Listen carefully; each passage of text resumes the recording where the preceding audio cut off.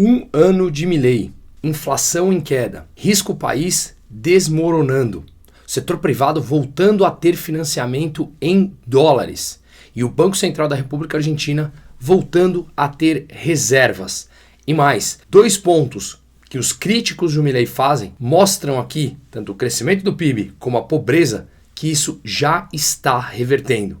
Repito, um ano e uma grande mudança. Vamos entender em números para trazer fatos e derrubar qualquer tipo de narrativa sem eles.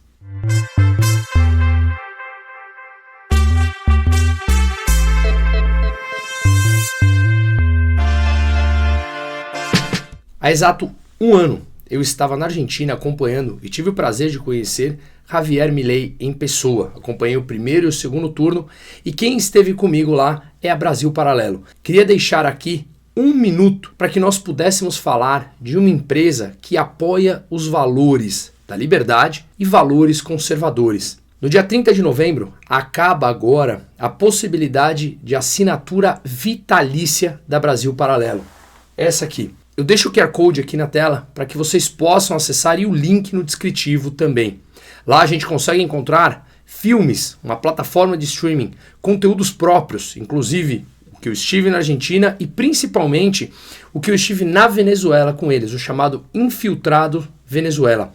Inclusive nessa semana que eu estou gravando agora, hoje é sexta-feira, dia 22, eu passei a ser colunista da Brasil Paralelo.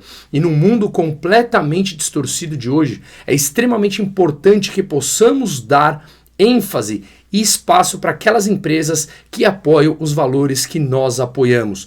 Inclusive lá eu consegui mudar que meus filhos passassem não mais a assistir, o pouco que assistem, de YouTube convencional, porque agora também tem uma plataforma infantil dentro da Brasil Paralelo. Além de todo o campo de estudo de história, filosofia, arte, escola austríaca de economia, enfim, uma imensidão. Portanto, acessem o QR Code aqui na tela, o link no descritivo, para que possamos juntos apoiar essa causa de valores importantes sendo disseminados na base da nossa sociedade. Bom, voltando aqui à Argentina, há exatos um ano estivemos lá. E o que vimos foi algo emocionante. Lembro na época que me chamou muita atenção em frente ao hotel onde houve depois ali o discurso do Milei, em que um pai agarrou pelo ombro dos filhos e falou: não teremos que deixar a Argentina. Vamos ler isso nas entrelinhas. Era uma mensagem de esperança. Uma mensagem de que uma mudança aconteceria. Mas muitos quesitos ficavam no ar. Será mesmo que ele conseguirá implementar qualquer tipo de mudança, mesmo não tendo o legislativo a seu favor? Pois bem, é isso que quero trazer aqui. Dados, fatos e números. E vamos a ele. O primeiro ponto importante a ser discutido é justamente a inflação.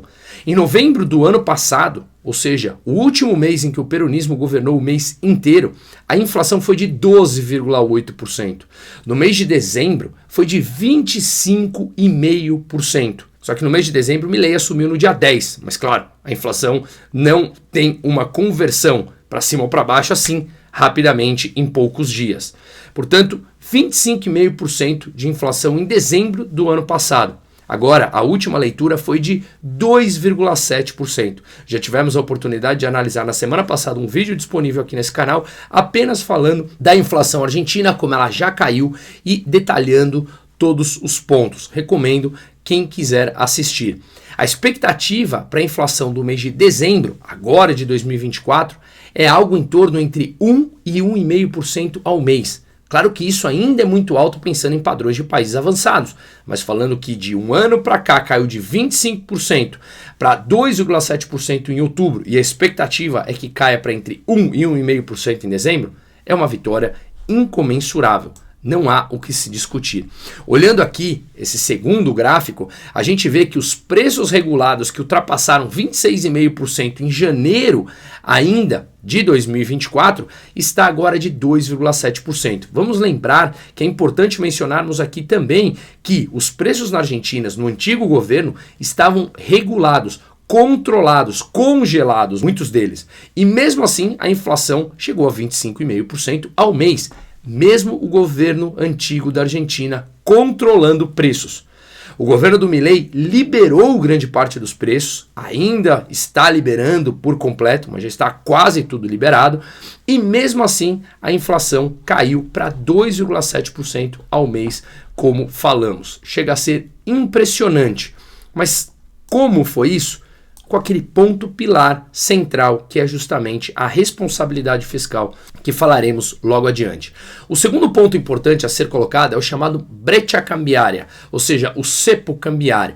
A diferença entre o câmbio paralelo e o câmbio oficial. O governo argentino, dentre um dos preços que ele controlava, era a taxa de câmbio. Quando ele mantinha uma taxa de câmbio manipulada a um preço abaixo de mercado, como toda e qualquer manipulação de preços, leva à escassez daquele produto. Ele mantinha uma taxa de dólar frente ao peso de 350, ou seja, $1, 350 pesos, quando na rua era negociado por volta de 1.000 pesos.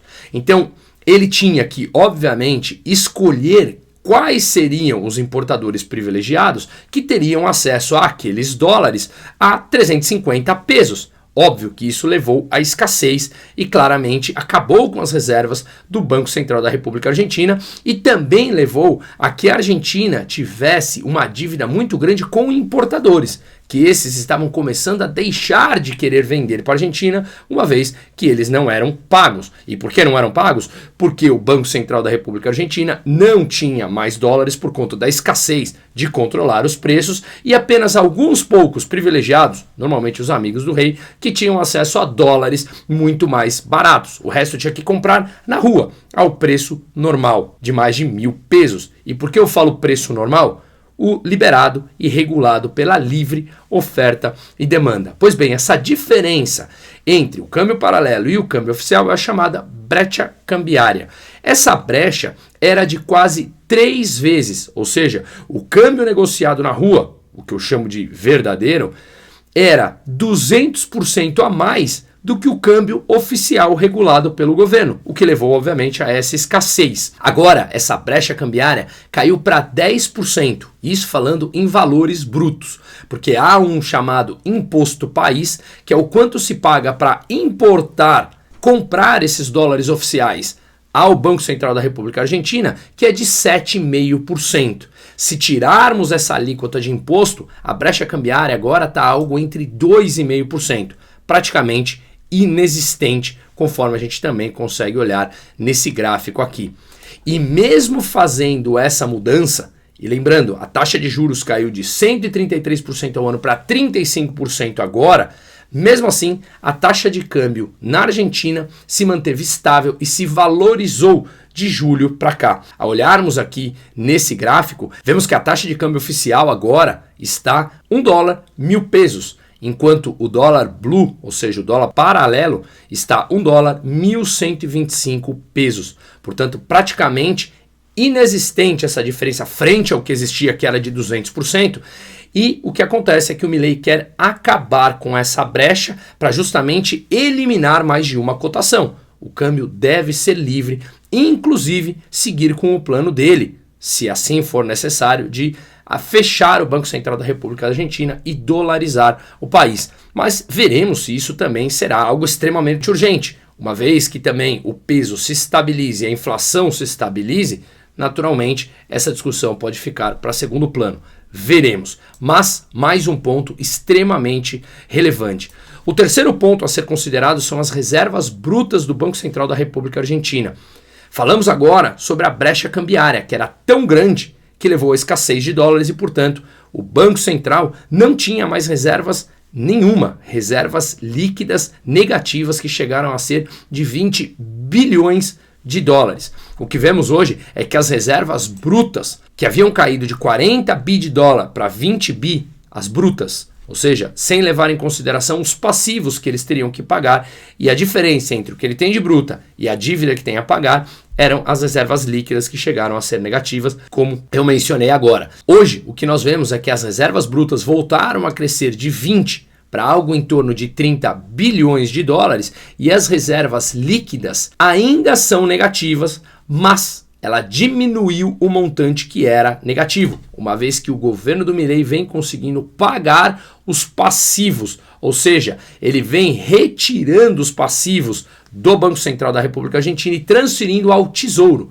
algo extremamente necessário que ele cumpriu. Mais uma delas. Conforme conseguimos olhar também aqui nesse gráfico, as reservas hoje estão acima de 30 bilhões, segundo consta na data de 19 de novembro desse ano de 2024. O quarto ponto extremamente importante, divergindo por completo do Brasil, é o déficit fiscal. Essa sempre foi o centro da política do Milei. A necessidade de transformar o déficit em superávit.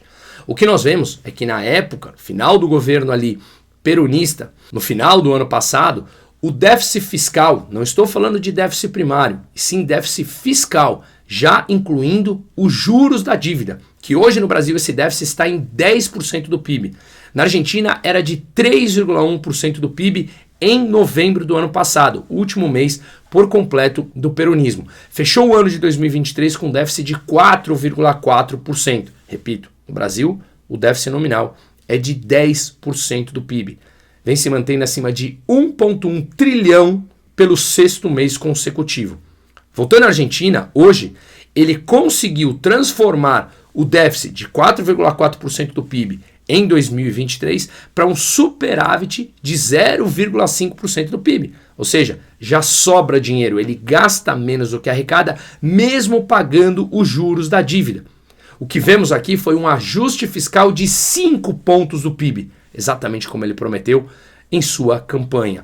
Deixou um déficit de 4,4% para um superávit de 0,5%, ou seja, um ajuste total de 5 pontos percentuais do produto interno bruto da Argentina.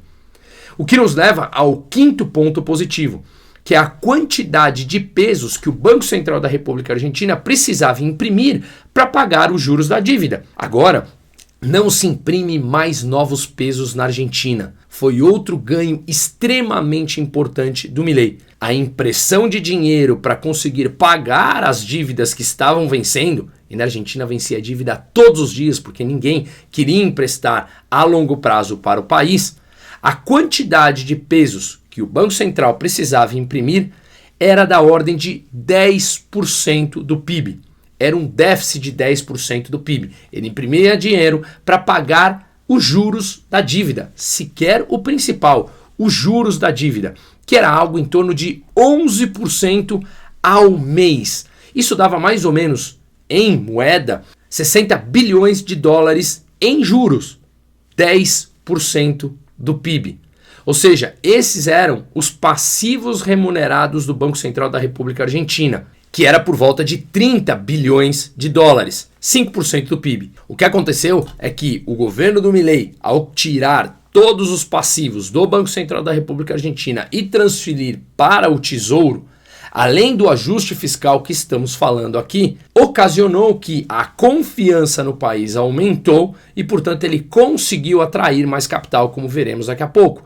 Ele passou a gerar superávit, gera mais confiança, e essa confiança fez com que esse cenário de expectativas melhorasse, a taxa de juros caísse, como eu falei, que era 133% ao ano, para atuais 35% ao ano, fez com que ele não mais tivesse que imprimir dinheiro para pagar os juros da dívida. Esse déficit, como eu falei, que era de 10% do PIB, hoje está em mais ou menos 2% do PIB, ou seja, um ajuste de 8 pontos percentuais do PIB, totalizando um total de ajuste no fiscal argentino como um todo de 13 pontos percentuais em apenas um ano. Era um déficit de 4,4% fiscal, agora um superávit de meio ponto percentual do PIB, e ele imprimia por volta de 10%, um déficit de 10% para conseguir pagar os juros da dívida, e que agora é de 2%.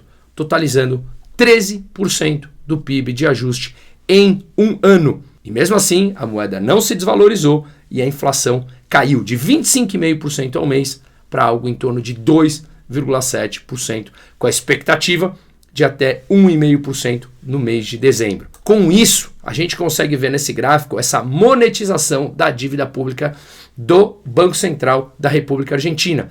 Olha que impressionante essa queda. Esse gráfico mostra o total da dívida pública no balanço do Banco Central Argentino, que era quase 90%. O Banco Central Argentino não conseguia mais. Ele tinha que simplesmente imprimir dinheiro e isso levava à inflação galopante. Ou seja, a monetização da dívida pública é justamente uma das principais causas da inflação. O governo imprime dinheiro para pagar essa dívida que está vencendo. Mais dinheiro em circulação leva à desvalorização da mesma e, consequentemente, à alta dos preços. Impressionante, repito, tudo isso em um ano, o que nos leva ao sexto ponto, que é o risco país.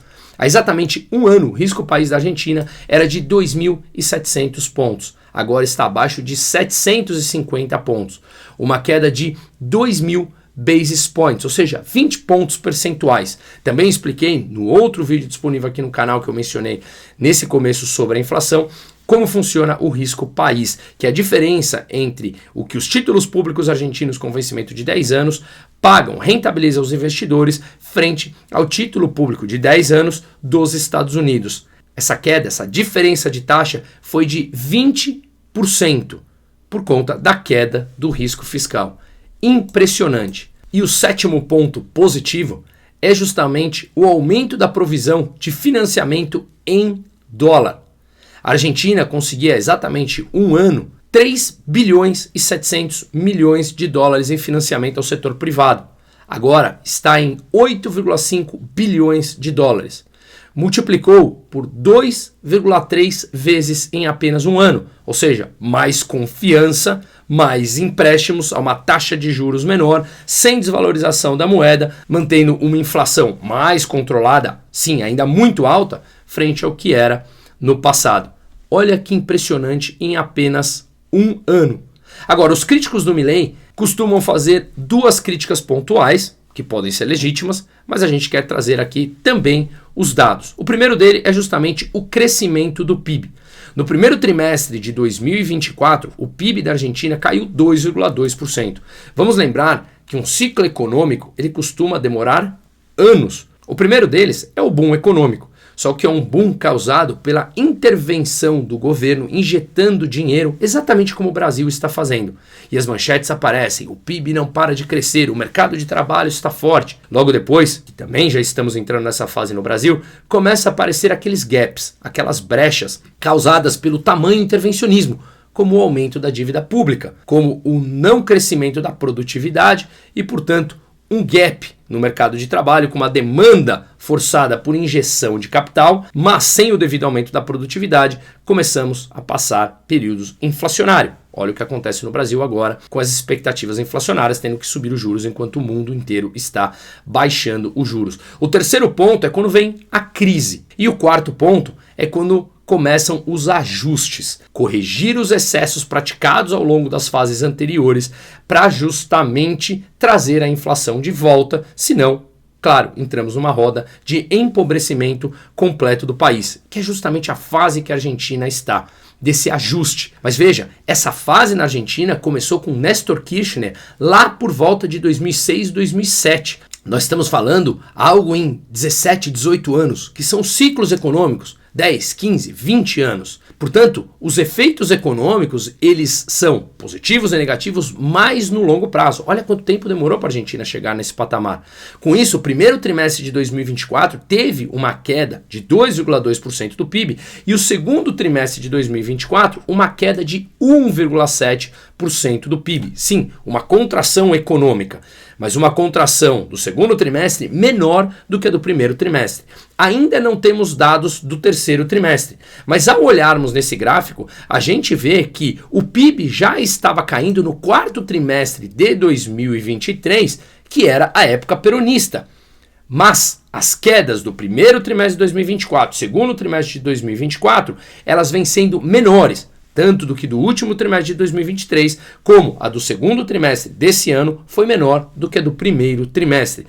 E a expectativa, inclusive do JP Morgan, é que a próxima leitura do PIB trimestral seja um crescimento da ordem de 2% do PIB. Se isso se concretizar, Ponto final. Sem desvalorização da moeda, inflação em queda, como resultado disso, superávit, maior estabilidade, transferiu os passivos do Banco Central para o Tesouro Nacional, consegue maior financiamento ao setor privado, a economia começa a crescer. Indubitavelmente, um exemplo como um todo. Mas o ponto principal é que os críticos falam da taxa de pobreza. A taxa de pobreza na Argentina chegou a incríveis 54%, conforme conseguimos olhar aqui nesse gráfico. Porém, indicadores antecedentes de leitura da economia já mostram queda a partir de junho de 2024 na taxa de pobreza.